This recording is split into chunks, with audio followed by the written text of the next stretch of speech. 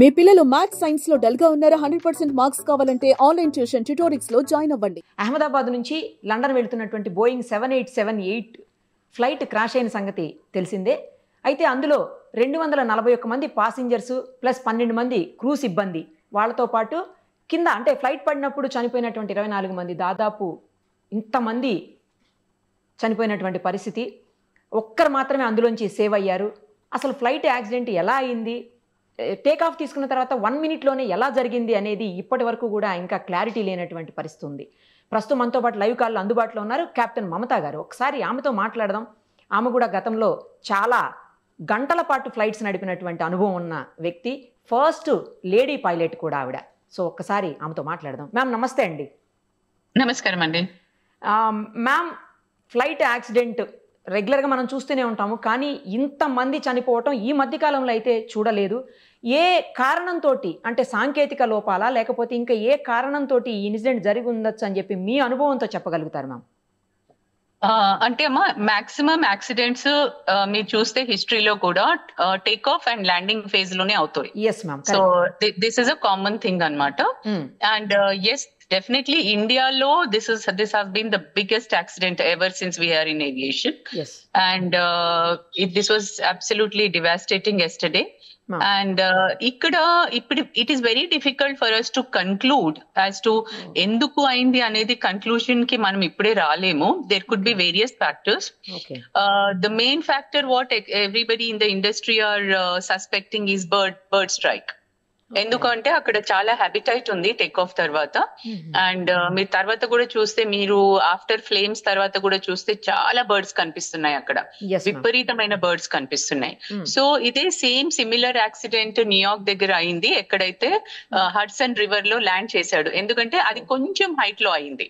So అప్పుడు ఏమైందంటే, that was also big commercial aircraft, and రెండు ఇంజన్స్ లలో బర్డ్స్ వెళ్ళిపోయినాయి. So both engines got shut of.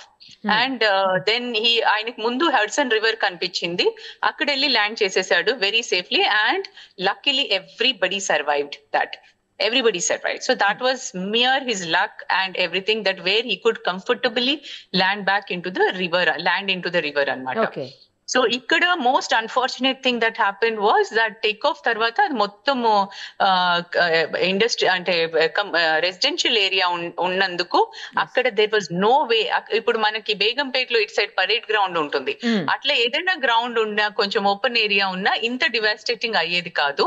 కానీ because he had to land over the houses, he still tried. అది మీరు చూస్తే అది it's a very controlled flight which vent down. అంటే ఏదో స్పిన్ అయిపోయి పడిపోవడం, లేక నోస్ డైవ్ అయిపోయి పడిపోవడం అలా పడిపోలేదు ఎయిర్ క్రాఫ్ట్. వాళ్ళు లాస్ట్ మినిట్ వరకు కూడా చాలా చాలా కేర్ఫుల్ గా కంట్రోల్ చేసి దే బ్రాట్ ఇట్ డౌన్. కానీ ఏమవుతుందంటే అమ్మా, ఇక్కడ టేక్ ఆఫ్ లో ఫ్యూల్ ఫుల్ ఉంటుంది. So both the wings have got full fuel because they are going to London. So ఇది long flight kabatti they have full fuel. And our fuel is like a bomb amma. It's like a live bomb laga anamata. So when they landed, it burst. ఆ flames లో తోటి చచ్చిపోయారు ఎక్కువ వరకు, ఆ కాలిపోయినందుకు చచ్చిపోయారు అనమాట మాక్సిమం. అది and this is a very common thing. మీరు చూసుంటారు, ఈవెన్ ప్రీవియస్ యాక్సిడెంట్స్ ఎక్కడెక్కడైతే టేక్ ఆఫ్ లో అయిపోయిందో ఎక్కువ వరకు అది కాలిపోతుంది, అండ్ ఆ కాలిపోవడం వల్ల చనిపోతారు మాక్సిమం. ల్యాండింగ్ అయితే కొంచెం ఫ్యూయల్ తక్కువ అయిపోద్ది కదా మ్యామ్, అంత తగ్గిపోతుంది, చాలా తగ్గిపోతుంది. ఎస్, ఇంకొకటి ల్యాండింగ్ లో ఫ్లేమ్స్ ల్యాండింగ్ లో చాలా తగ్గిపోతుంది. అండ్ ఇంత డివాస్టేటింగ్ ఉండదు. But yet we cannot say even that little fuel what is there on board sometimes may kill everybody. Okay. ఇంకొకటి కూడా మ్యామ్, ఇప్పుడు బర్డ్స్ ఈ బోయింగ్ పెద్ద ఫ్లైట్స్ ఏవైతే ఉంటాయో వాటిలోకి, అంటే ఇప్పుడు చిన్న ఫ్లైట్స్ ఉంటాయి కదా మ్యామ్, చిన్న ఫ్లైట్స్ ఉన్నప్పుడు ఏంటంటే బర్డ్స్ అటాక్ చేసినా కూడా చాలా స్పీడ్గా ఫ్యాన్స్ తిరిగేసి బర్డ్ని చంపేస్తుంది, అసలు బర్డ్ లోపలికి వచ్చే అవకాశం ఉండదు అని విన్నాను. కానీ పెద్ద ఫ్లైట్స్లో ఏంటంటే ఇలాంటి ఫ్యాన్స్ సిస్టమ్ ఏది ఉండదు, బర్డ్ డైరెక్ట్ లోపలికి వచ్చేస్తుంది అని అంటున్నారు మ్యామ్, నిజమేనా అది? అవునండి, ఎందుకంటే ఇప్పుడు మనకి దీన్ని two different type of air crafts. ఒకటేమో మనం ప్రొపెల్లర్ ఎయిర్ క్రాఫ్ట్స్ అంటాం, ఏదైతే టర్బోజెట్ ఉంటుంది, పిస్టన్ ఇంజిన్ ఉంటుంది. దాంట్లో ప్రొపెల్లర్ మూవ్ అయినందుకు జనరల్ గా బర్డ్స్ చాప్ అయిపోతాయి, ఆ రొటేషన్ వల్ల అవి చాప్ అయిపోతాయి. But that is still damage to the air craft and to this thing. కానీ అది అంత డ్యామేజ్ కాదనమాట ఎంతైతే మనం అనుకుంటామో. Okay, Okay. ఇక్కడ ఏంటంటే ఇక్కడ the technology is different. Jet engines లలో ఏంటంటే ఇంజిన్ ఎయిర్ ని సక్ చేసుకుంటది, ముందున్న ఎయిర్ ని సక్ చేసుకొని వెనక్కి వదిలేస్తుంటది అనమాట. ఓకే. సో అక్కడ ముందు ఆ బర్డ్ ఉండనియండి, మీరు చూసారు లాస్ట్ టైం ఒక యాక్సిడెంట్ అయింది ఎయిర్పోర్ట్ లో, అంటే ఒక మనిషి దాని ముందు నుంచి పోతుంటే సక్ అయిపోయాడు, అవును మ్యామ్, మనిషి సక్ అయిపోయాడు అందులోకి. So it basically sucks all the air which is in front of it. So అక్కడ ఫ్లాక్ ఆఫ్ బర్డ్స్ ఉంటే అది మొత్తం సక్ అయిపోతాయి అనమాట. దెర్ ఈస్ అ పాసిబిలిటీ, అంటే these are all what we are just suspecting, these are all the suspect, అంటే we are just thinking it could be any other reason also which we cannot right now say. కానీ general గా ఏమవుతుందంటే what we are expecting a technical snag అని common man అనుకునేది కొంచెం చాలా remote chances. ఎందుకంటే technical snag అయినా కానీ ఒక ఇంజిన్ ఫెయిల్ కావచ్చు, కానీ రెండు కావడం is the very very rare అండి. ఇప్పటి వరకు మేము వినలేదు ఎప్పుడు కూడా రెండు కూడా టెక్నికల్ స్నాగ్ తోటి ఫెయిల్ అయిన సినారియో మేము ఇప్పటి వరకు చూడలేదు. అందుకే పైలట్స్ కి కూడా మొత్తం ట్రైనింగ్ ఉంటుంది. వన్ ఇంజిన్ ఫెయిల్ అయినా వాళ్ళు జెంటల్ గా క్లైంబ్ అయ్యి మళ్ళీ వచ్చి ల్యాండ్ అయ్యేటట్టు ఉంటుంది అనమాట. So they are all trained for a single engine failure, దానికి అంతా ట్రైనింగ్ ఉంటుంది. కానీ ఇక్కడ very very unfortunate that both engines gave up. So the only thing we can correlate back is that Hudson River ఏదైతే అయిందో New York లో. Actually 8,200 hours పాటు వాళ్ళు ఫ్లైట్స్ నడిపిన అనుభవం ఉన్న చాలా మంచి పైలట్స్ అని అంటున్నారు మ్యామ్ అసలు. అవునండి, they are very well experienced captain, and he was rated as one of the good captain in Air India. So I strongly feel it may not be a pilot error, and but at the same time we still have to see, and we have to wait and see what exactly the investigation is going to come out. Ma'am ఇంకొకటి కూడా వినిపిస్తోంది ఏంటంటే Boeing తర్వాత air bus అనే two types of flights ఉంటాయి. Boeing అన్ని కూడానేమో US లో తయారవుతాయి, తర్వాత ఎయిర్ బస్లు అన్ని కూడా జర్మన్ టెక్నాలజీతో తయారవుతాయి, అంటే జర్మన్లో తయారవుతాయి. సో జర్మనీ టెక్నాలజీతో తయారైనటువంటి ఆ ఫ్లైట్స్ అన్ని కూడా చాలా స్ట్రాంగ్ ఉంటాయి. ఈ బోయింగ్ విమానాలు మాత్రం ఈ మధ్య కాలంలో చాలా ఎక్కువగా యాక్సిడెంట్స్ అవుతున్నాయి అని చెప్పండి. I'm sorry, no, this is a myth andi. This is a myth. Boeing is an equally good aircraft like Airbus. Atla manaku in fact Dreamliner is one of the best aircraft andi. Ippudu edaithe 787 crash aindo, this is the best aircraft today in the air. And any countries lo fly avutundi idi. All long range flights are carried on 787s only. And this is one of the best aircraft. Actually aircraft also is not an old aircraft. Even old aircraft unna eppudu kuda common man em anukuntadante old aircraft unte adi padipoyindi, old ainanduku padipoyindi atla undadandi.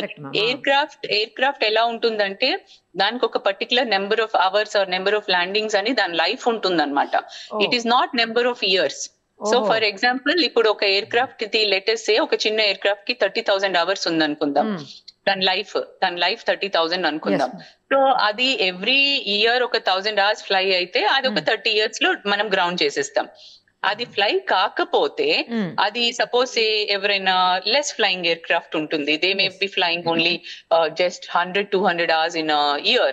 So that can fly up to 40 years, 50 years, there is no problem. So aircraft ki life years wise eppudu undadu. Aircraft life is always depending on the number of hours or number of landings. Kabatti we assume that aircraft probably was, I don't think there was any issue with the aircraft, but unless the investigations come out, black box lo chala readings untai, chala villaki data dorukutundi, vallu em maatlaadaru last minute lo pilots, adantha manaki black box lone telustundi annamata. Actually ఇది కూడా 12 years age అని చెప్తున్నారు ma'am flight కి, which is very young, very young. So that age is not a problem at all.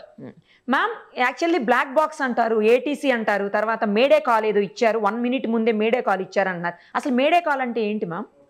Madam, mayday call ante it's a distress call. That it means that there is an imminent threat to the aircraft or to the passengers on board, either of it.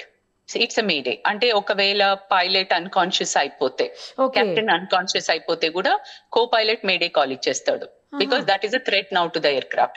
Or మనకి ఏదైనా fire, aircraft మీద ఏదైనా fire అయినా అంటే now we have to put the aircraft down immediately అనమాట, as early as possible. That is called the mayday call. అలాగే ఒక వేరే కాల్ ఉంటుంది పాన్ అని. pan అంటే it is a it's a urgency call but not a distress. అంటే there is no danger to the aircraft but it could be some medical emergency ఉండొచ్చు, ఏదైనా passenger కి హార్ట్ అటాక్ రావచ్చు, అట్లాంటి ఏమైనా కాల్స్ ఉంటే we give them a pan call అన్నమాట. అంటే there is an urgency but it's not a distress. Okay okay, అంటే కాల్ బట్టి మీకు అర్థమైపోతుంటుంది అది ఏం కాల్ అనేది. Yeah, so there are two different calls అన్నమాట, distress and an urgency call. Okay, so Mayday is a distress call. Ma'am ATC అంటే ఏంటి, అలాగే బ్లాక్ బాక్స్ అంటే ఏంటి, ఏముంటది అంటే? ఏటీసీ అంటే ఎయిర్ ట్రాఫిక్ కంట్రోల్ అమ్మా. ఎయిర్ ట్రాఫిక్ కంట్రోల్ లో బేసికల్ గా ఏమవుతుందంటే వాళ్ళు కంట్రోల్ చేస్తున్నారు కదా, ఇప్పుడు ఈయన టేక్ ఆఫ్ క్లియరెన్స్ ఇచ్చారు, టేక్ ఆఫ్ క్లియరెన్స్ ఇచ్చిన తర్వాత టేక్ ఆఫ్ అయ్యాడు, టేక్ ఆఫ్ కాగానే he gave a May Day call. That means there was some problem with him immediately after takeoff. It was within 30 seconds. Within 30 seconds he was coming down. So the ATC is always in touch with the pilot. So మాకు ఏ emergency ఉన్నా ఏదున్నా we immediately inform them on the ATC.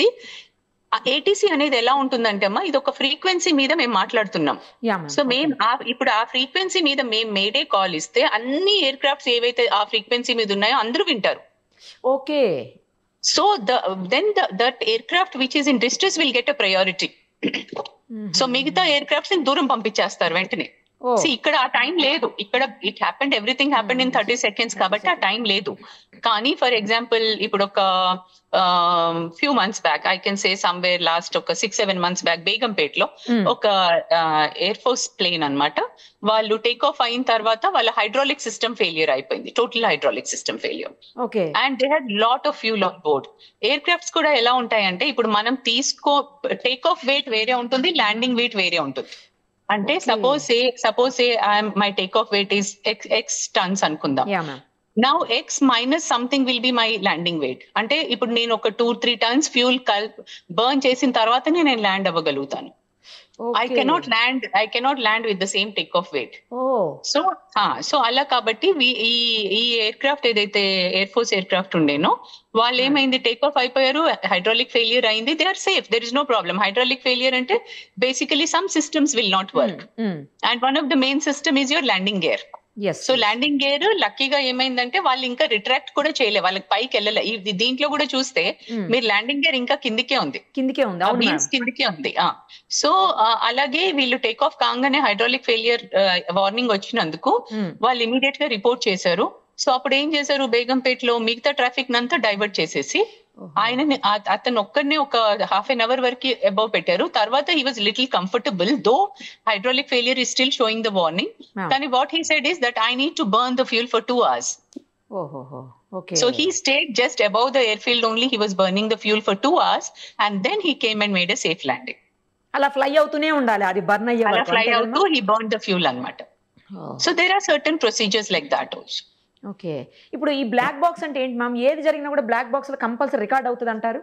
అంటే మన ఇప్పుడు co pilot మాట్లాడింది, anything that is happening in the cockpit, everything is recorded. So that is the thing which will give us the complete air craft ఇవి కూడా ఉంటాయి, air craft parameters. అంటే air craft ఎంత height కి వెళ్ళింది, ఎంత speed ఉండే, ఏముండే, అది ఎలా డిసెండ్ అయింది, అండ్ అది ఎంత రోబస్ట్ ఉంటుంది అంటే ఈవెన్ ఎయిర్ క్రాఫ్ట్ కాలిపోయినా అది కాలదు. ఇప్పుడు అది దొరికిందంటే మనకు మొత్తం వచ్చేస్తుంది ఏం జరిగిందని, మొత్తం డేటా వచ్చేస్తుంది అనమాట, including the voice recording. Air craft data and the voice record అన్ని వస్తాయి దాంట్లో. ఓకే మ్యామ్, ఫైనల్లీ ఒక్కటి చెప్పండి మ్యామ్, ఇప్పుడు మేడే కాల్ వచ్చేసింది అంటున్నారు, మేడే కాల్ వచ్చిన తర్వాత వీళ్ళకి ఇంకా అసలు టైం లేకుండిందా? లేదండి, because ATC was calling him back and they didn't respond. వాళ్ళకి ఏటీసీ మళ్ళీ వాళ్ళని కాల్ చేస్తుంది ఎయిర్ క్రాఫ్ట్ ని, but they didn't respond after that. Okay, అంటే బర్డ్ అయ్యే అవకాశం, ఇప్పుడు ఏటీసీ నుంచి వాళ్ళకి మేడే కాల్ వచ్చింది కదా మ్యామ్, ఆ కాల్ వచ్చినప్పుడు ఏటీసీ నుంచి కాదు, ఎయిర్ క్రాఫ్ట్ నుంచి ఏటీసీకి వెళ్ళింది కదా కాల్, ఆ వెళ్ళినప్పుడు వాళ్ళంటే ఈ ఇంజన్ లో ప్రాబ్లం ఉందని ఉద్దేశం, లేకపోతే బర్డ్ హిట్ చేసింది అది కూడా చెప్పలే వాళ్ళు, they didn't announce a bird hit అని అనౌన్స్ చేయలే వాళ్ళు. ఓహో, సో స్టిల్ వీఆర్, అందుకే మాకు ఇంకా there are so many openings ఇంకా అన్నమాట, we can't make out unless we get to know. ఆ బ్లాక్ బాక్స్ లోనే చాలా ఇన్ఫర్మేషన్ తెలిసిపోతుంటది. ఎప్పటికి తెలుస్తుంది మ్యామ్ అది? మన కంప్లీట్ ఇన్ఫర్మేషన్ మినిమం టేక్ ఈ బ్లాక్ బాక్స్ వీళ్ళు మళ్ళీ మ్యానుఫ్యాక్చరర్ కి వెళ్తుంది దాని అనాలిసిస్ కోసము. సో నేను అనుకోవడం అయితే మోస్ట్ మినిమం 15 రోజులు పడుతుంది. అబ్బా, అది minimum. Yes yes. Okay. Because they'll also study kada, manufacturer also has to study the whole data, everything. They cannot simply conclude something. వాళ్ళంతా మొత్తం ప్రాపర్ గా ఇన్వెస్టిగేట్ చేసి చదివి ఆ పారామీటర్స్ చూసి what could have gone wrong, they have to read everything. Okay, మొత్తానికి 2 engines అయితే పని చేయట్లేదని కన్ఫర్మ్ కదా మ్యామ్ ఇదైతే? Yes yes yes. ఒక సింగిల్ ఇంజిన్ పని చేసినా ఈ ప్రాబ్లం వచ్చేది కాదు మనకి. Thank you ma'am, thank you so much. చాలా ఇన్ఫర్మేషన్ ఇచ్చారు మీరు బిజీ ఉన్న స్కెడ్యూల్లో కూడాను. ఎందుకంటే ఏం జరిగింది అనేది తెలియాలి అన్న ఉద్దేశంతో మిమ్మల్ని కాంటాక్ట్ చేయడం జరిగింది ma'am. Thank you ma'am, thank you so much.